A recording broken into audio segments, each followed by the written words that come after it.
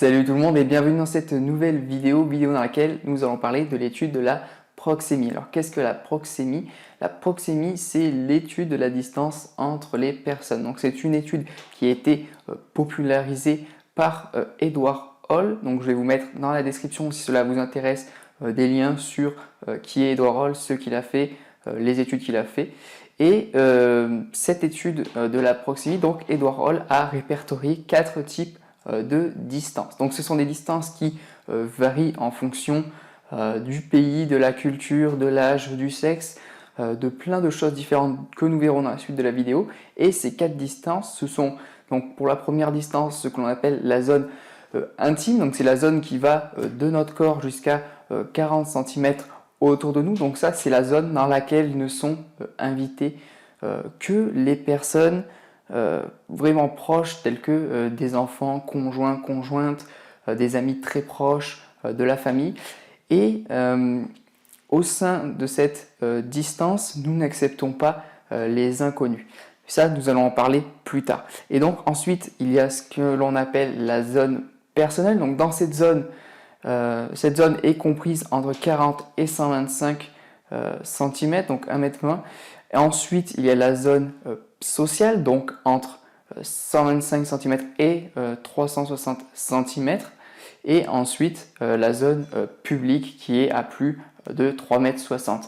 C'est la zone, par exemple, lorsque l'on voit des discours, des personnes qui vont parler en public, souvent, c'est une zone de 3-4 mètres qui sépare l'orateur du public. Et il faut savoir que lorsque ces distances sont violées, cela peut avoir des conséquences autant sur un plan psychologique que physiologique. Il faut savoir que instinctivement, nous n'apprécions pas qu'une personne s'approche trop près de nous et rentre notamment dans cette zone intime dans laquelle ne sont invités que nos proches. Par exemple, repensez à toutes ces fois où vous étiez dans le bus, dans le métro, dans une rue ou une salle vraiment bondée avec plein de personnes et que des personnes venaient se coller à vous, venaient vraiment se tenir très près de vous et vous étiez certainement très mal à l'aise. Et ça, c'est d'autant plus vrai lorsque, en fait, il n'y a pas grand monde autour de vous. Par exemple, si vous êtes tranquillement dans un ascenseur et que seul dans un ascenseur et qu'une personne rentre dans l'ascenseur et vient se coller à côté de vous alors qu'elle a tout l'espace disponible, ça va encore plus vous mettre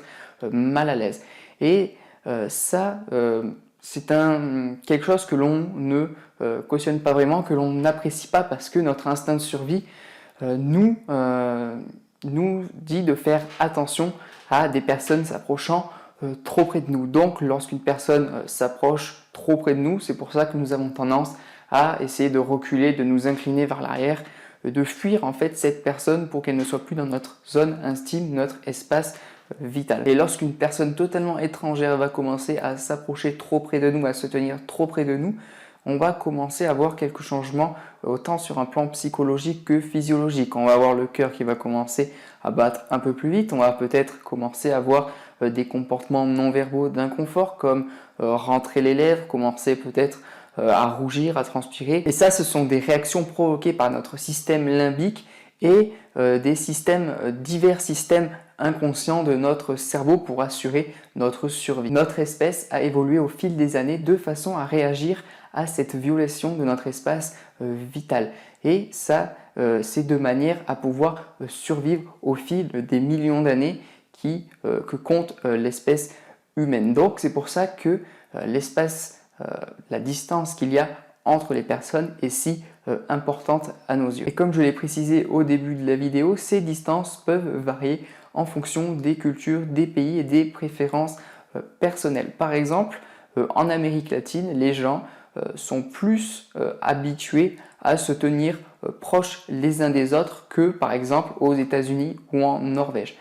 Les gens qui habitent aux États-Unis et en Norvège vont trouver que les gens d'Amérique latine se tiennent beaucoup trop près l'un de l'autre, sont beaucoup trop proches. Et au contraire, les gens d'Amérique latine trouveront que les personnes des États-Unis ou de la Norvège ou d'autres pays sont beaucoup trop distants et que ça donne une impression de froideur. Et même au sein d'un même pays, il est possible d'observer des différences au niveau de cette distance. Par exemple, une personne qui habitera à la ville sera beaucoup plus habituée avoir des personnes près d'elle, avoir une distance entre les personnes plus réduite qu'une personne qui habite au fin fond de la campagne dans un petit village et qui a l'habitude d'avoir beaucoup d'espace pour elle et qui n'est pas habituée à avoir beaucoup de monde autour d'elle. Et ça peut lui faire un choc si cette personne un jour va pour la première fois dans une grande ville et va certainement se sentir mal à l'aise par rapport au peu d'espace qu'elle a avec les autres personnes. Un autre point intéressant à signaler, c'est que nous sommes plus sensibles à la violation de notre espace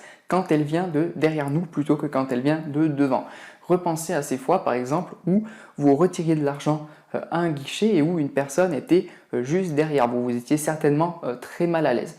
Et c'est la même chose lorsque vous marchez et que vous entendez des pas derrière vous. Et ça, c'est d'autant plus vrai lorsqu'il fait nuit.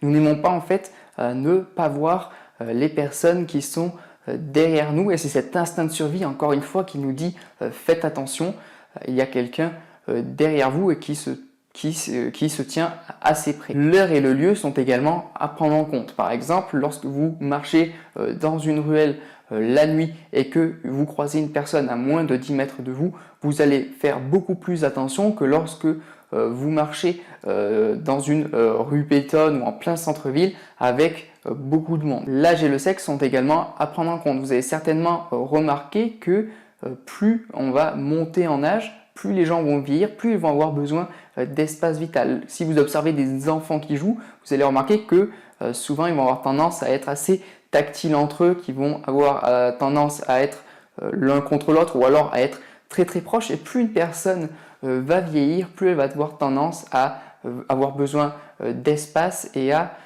augmenter cette distance avec les autres. Vous aurez aussi certainement remarqué que les femmes ont beaucoup moins de mal à se tenir près l'une de l'autre et à être assez tactiles, alors que les hommes aiment prendre plus de distance entre eux et sont beaucoup moins proches les uns des autres. Les émotions rentrent aussi en jeu. Par exemple, dans un couple qui viendrait de se disputer, l'un des deux conjoints pourrait dire à l'autre d'aller dormir sur le canapé pour cette nuit. Pareil pour une personne qui se sentirait très mal, qui viendrait de recevoir un choc émotionnel par rapport à quelque chose qu'elle a vu, entendu, ou quelque chose qu'on vient de lui annoncer, un drame peut-être. Elle aura envie de s'isoler, de se retrouver seule et de ne pas être entourée de monde. Vous avez certainement vu ces personnes qui vont quitter un groupe pour se mettre toutes seules dans un coin, souvent un peu se recroqueviller sur elles-mêmes et être tranquilles. Et elles ont là, en ce moment même, besoin d'espace, alors que peut-être qu'une heure avant, elles n'avaient pas besoin de cet espace. Donc, c'est tout ça, l'environnement, les pays, la culture, les émotions, l'âge, le sexe, tout ça, ça peut vite changer la proxémie, la distance que l'on a avec les autres personnes. Alors que faut-il retenir de cette étude de la proxémie et des distances entre les personnes? Ce qu'il est important de comprendre ici, c'est que lorsque vous rencontrez de nouvelles personnes, vous devez un maximum faire attention à l'espace que vous avez entre elles et vous. Vous devez respecter leur espace vital, car je vous invite à repenser à ces fois où vous avez rencontré des personnes qui sont venues carrément empiéter, violer votre espace vital et qui vous ont mis très mal à l'aise. Vous avez certainement eu ce réflexe de vous incliner en arrière ou de reculer parce que ces personnes vous ont en quelque sorte agressé en empiétant sur votre territoire. Il est donc important de respecter cet espace vital afin de ne pas être perçu par les autres comme une personne envahissante, dominante, une personne qui peut mettre mal à l'aise parce qu'elle vient empiéter sur l'espace personnel de la personne. Donc voilà pour cette vidéo sur l'étude des distances entre les personnes. Vous l'aurez compris, si vous faites partie de ces personnes qui ont tendance à empiéter et violer l'espace vital d'une personne et à se tenir trop près, vous devez faire attention afin d'être mieux perçu et mieux accueilli. Donc si l'étude du langage corporel vous intéresse, vous avez dans la description un bonus complètement gratuit qui vous explique comment comprendre, interpréter le langage corporel de vos interlocuteurs, mais également à améliorer votre propre langage corporel afin d'améliorer votre impact en public. Vous pouvez également partager cette vidéo si elle vous a plu, laisser un commentaire pour me dire si vous avez quelque chose à rajouter ou si vous avez des questions. Vous pouvez mettre un pouce bleu, vous abonner à la chaîne YouTube pour ne rater aucune vidéo et moi je vous dis à la prochaine. Ciao!